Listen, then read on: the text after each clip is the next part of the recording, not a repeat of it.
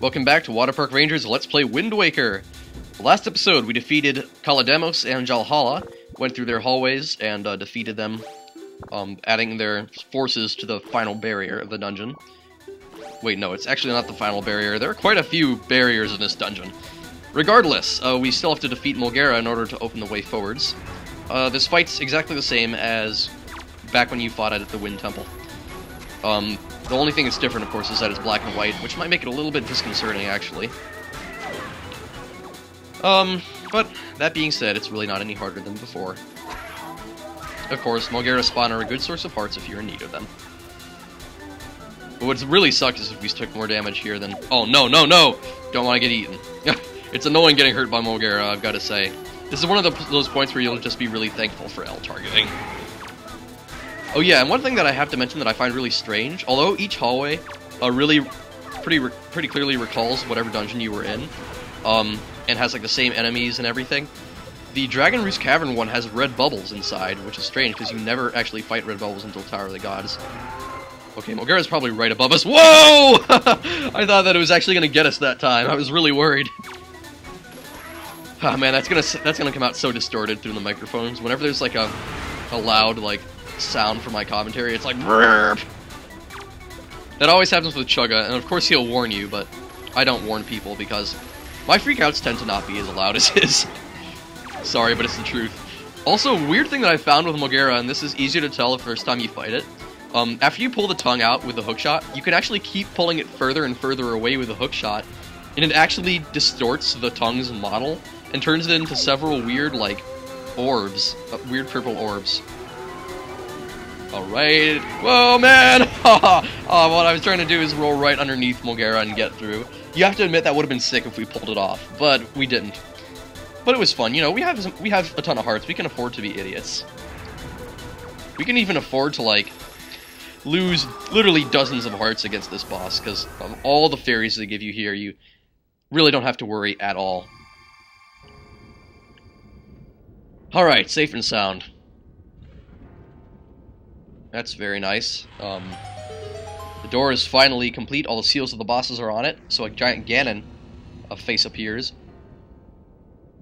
And it tears down the rock part of the wall, and then I think that just snaps, yeah, like that. That's a really cool animation. I really like how some of this stuff is put together. So symmetrical. We're gonna need the boomerang in some of the rooms up ahead. Just letting you know, that's why we took it out right there. So the first part of this dungeon was basically like a boss rematch sort of thing, and the second part of this dungeon is, like, the theme is illusions, or something like that. Anyway, this first hallway is really straightforward. So, you just gotta get to the door and go through. You can try fighting the Miniblin, but just take care of the ones on your way to the door, because actually they just constantly spawn. And I really hate them, so not good to spend too much time with them. Now, this room might look kind of confusing, but it is actually the most straightforward puzzle in the entire game. I'll show you why. First, go in the right door. Now, check it out. There's some weird candelabras on the wall, but they actually show you each one, and the order that they show each one, like 2 flames for the second, 3 for the third. They show you where each one is located. They show you how many flames each has. You don't even have to look at yourself. They just tell you. Jack, you must remember well the appearance of this room, the shape of the floor, the number of items hanging on the walls. Such things are the keys to solving riddles that lie ahead. Do not overlook anything. And the King of Red Lions even gives you a hint himself. So instead of you having to solve the puzzle, basically the game solves itself for you. And up there's just the icons of the bosses at each candle. And in the center there's the Ganon head. And over here, this gets even worse. So, as if that wasn't enough, they show you the switches, so it's pretty obvious what you're supposed to do. You just hit each one in the order of the candles. But no, they have to show you each one in the exact same order as the other room, meaning that you didn't even have to go into the other room. You could have just come in here, watched the order that they show the switches, and then just hit them. Like, this is the most hand-holding I've seen in the entire game. Imagine if the whole game was like this.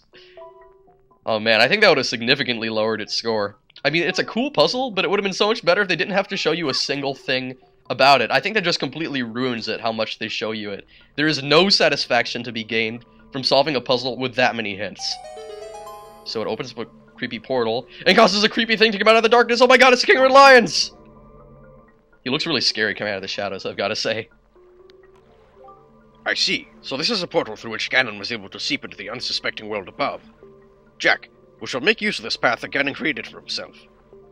If there is anything from the world above that you believe you need, then climb into the boat and enter the Column of Darkness. Now, if we wanted to, we could use that column to go back up to the Forsaken Fortress, and from there just warp to any island we want, maybe get some blue potion. But we don't need it, like I said earlier. Anyway, there is something written in Hylian right there, which can actually be translated, because there is a translation for Hylian. I just don't really know how to read it. I know that my background on my YouTube channel shows a translation chart, though, from Hylian to Japanese. Of course, if you can't read Japanese, it's not going to do much good. Anyway, right here, the sign says, "The sword hilts of my servants who lurk deep in the darkness shall be the guideposts that point to me." That's the key to solving the puzzle that lies right down here. Actually, you have to jump right in here, even though it looks like you shouldn't, because it takes you into a maze. Now, Phantom Ganon's going to be in every room here, every central room, but there are some rooms off to the side that contain some interesting things, like this room here, which has some moblins. We're going to be exploring, I think, just about every room that I can find, because the maze here is kind of elaborate, but I actually do remember how to get through most of it, even without using the puzzle hint that they tell you about the guideposts.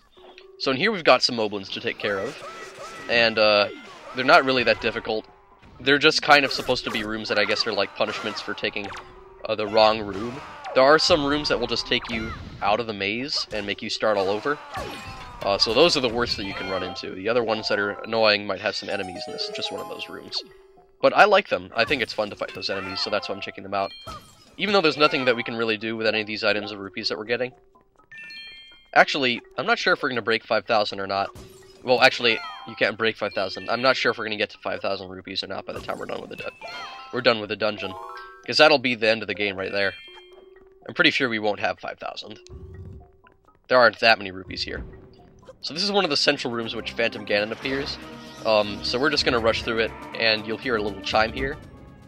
Whenever you hear that chime, it means that you've got into the next correct room of the maze. Anyway, this room over here has green bokoblins. A lot of them, so that's going to be entertaining. Also, it's not as dark, so we can actually see what we're fighting, like that one room in the Savage Labyrinth. I actually want to try and hurricane spin them. Oh yeah, that was awesome! Right before we got jump attacked by that guy. That was sweet. Of course, the hurricane spin actually doesn't dish out a ton of outright damage. I think it only does as much as a spin attack does, just to multiple enemies, at as many as you can hit. Needless to say, I think that'll be plenty to take care of this horde. They're actually being quite annoying and knocking me over a bit more than I'd expect. But this fight's awesome. Look how many joy pendants they're dropping. Like, without even grappling, look at all those joy pendants. It's ridiculous.